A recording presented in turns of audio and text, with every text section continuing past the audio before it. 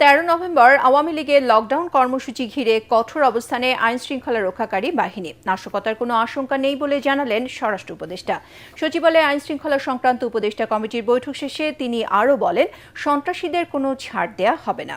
ঢাকা ও চট্টগ্রামে প্রকাশ্যে গুলির ঘটনায় আসামিদের ধরতে অভিযান চলছে। রিপোর্টে জানাচ্ছেন মাহবুব কবির জপল। আওয়ামী লীগের লকডাউন কর্মসূচির আগে রাজধানী সহ বিভিন্ন স্থানে বাসে আগুন, ককটেল বিস্ফোরণ মানুষের মনে আতঙ্ক ছড়াচ্ছে। কার্যক্রম নিষিদ্ধ থাকা দলটির প্রথম বড় কর্মসূচি ঘিরে দেশের পরিস্থিতি কী হয় তা নিয়েও রয়েছে উৎকণ্ঠা। বিষয়টি নিয়ে আলোচনা হয়েছে আইনশৃঙ্খলা সংক্রান্ত উপদেষ্টা কমিটির বৈঠকেও।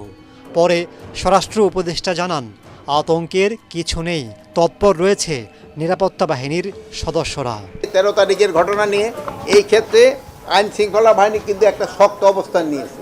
এবার এরা একটা শক্ত অবস্থানে থাকবে এবং পরিস্থিতি নর্মাল থাকবে। কোনো ধরনের কোনো আশঙ্কা এখানে নাই।